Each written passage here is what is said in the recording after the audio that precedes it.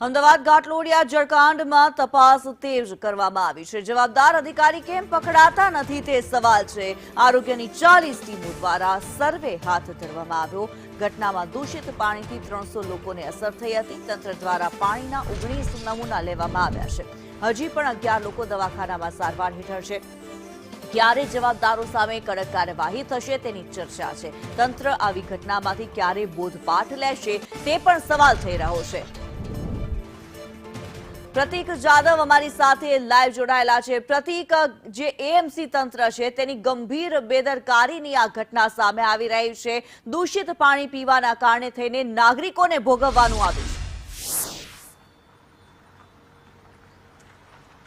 બિલકુલ કિન્નરી, તેનાથી પણ મોટી વાત એ છે કે આ જે વિસ્તાર છે તે મુખ્યમંત્રીનો મત વિસ્તાર છે, સાથે જ કેન્દ્રીય ગૃહમંત્રીનો લોકસભા સાંસદનો પણ આ મત વિસ્તાર છે અને આ જ કારણથી જે લોકો બીમાર પડ્યા છે તેમાં તંત્ર સામે રોષ છે। કારણ કે જો આ પ્રકારની કામગીરી મુખ્યમંત્રીના મત વિસ્તારમાં થતી હોય તો અન્ય વિસ્તારોમાં કયા પ્રકારની કામગીરી થતી તે સૌથી મોટો સવાલ છે। સાથે જ બીજો સવાલ એ છે કે આટલા દિવસો વીતી ગયા તેમ છતાં પણ હજુ સુધી એ જવાબદાર વ્યક્તિ મળ્યો નથી કે જેના કારણે 300 જેટલા વ્યક્તિઓ છે તે દૂષિત પાણી પીવાના કારણે અસરગ્રસ્ત થયા હતા। લગભગ 11 જેટલા વ્યક્તિઓ હજુ પણ હોસ્પિટલમાં સારવાર હેઠળ છે કે જેમને તબિયત લથડી છે આવું દૂષિત પાણી પીવાના કારણે।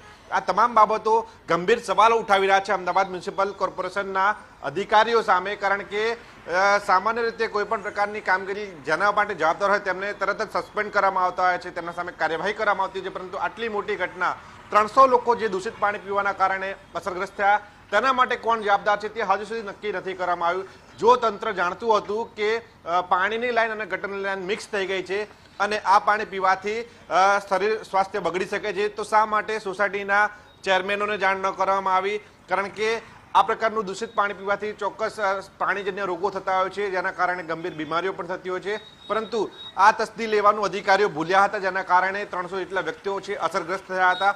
સાથે જ વાત કરવામાં આવે તો આ તમામ કામગીરી પૂર્ણ કરવામાં આવી, પરંતુ જે મેસેજ લોકો સુધી પહોંચાડવાનો હતો કે પાણી જે છે દૂષિત આવ્યું છે જેના કારણે તમારી ટાંકીમાં જે પાણી ભરાયેલું છે તે પાણી ખાલી કરજો જેથી કરીને જે નવું પાણી આવે તે સ્વચ્છ પાણી તમે પી શકો, પરંતુ આ મેસેજ કન્વે ન થયો જેના કારણે લોકોને એવી આશા હતી કે હવે લાઇનમાં સુધારો થઈ ગયો છે, લાઇનમાં રિપેરિંગ કામ થયું છે, હવે શુદ્ધ પાણી આવશે, પરંતુ તેમની ટાંકીમાં જે જૂનું પાણી ભરેલું હતું, દૂષિત પાણી ભરેલું હતું, તેમાં નવું પાણી એડ થવાના કારણે એ પાણી લોકોએ પીધું અને તેમનું સ્વાસ્થ્ય બગડ્યું છે।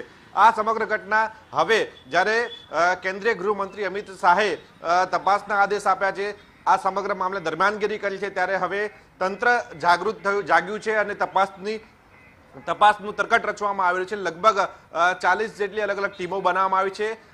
19 જેટલા પાણીના નમૂના લેવામાં આવે છે અલગ અલગ સોસાયટીમાંથી, જેને હવે લેબોરેટરીમાં મોકલવામાં આવી રહ્યા છે। પરંતુ જે સવાલ ખરેખર નાગરિકોને થઈ રહ્યો છે કે અમારા સ્વાસ્થ્ય બગડવા માટે જે વ્યક્તિ જવાબદાર છે તેના સામે કાર્યવાહી ક્યારે થશે તેનો જવાબ હજુ સુધી નથી મળતો। હજુ સુધી એ અધિકારી નથી મળ્યા કે જેમની આ ગંભીર બેદરકારીના કારણે 300 જેટલા લોકોનું સ્વાસ્થ્ય બગડ્યું છે અને હજુ પણ 11 લોકો હોસ્પિટલમાં સારવાર લઈ રહ્યા છે। ત્યારે લોકો સવાલ પૂછી રહ્યા છે કે સાહેબ, તમે ક્યારે એવા અધિકારી સામે કાર્યવાહી કરશો, કોની સામે કાર્યવાહી કરશો જેના કારણે અમારું સ્વાસ્થ્ય બગડ્યું છે?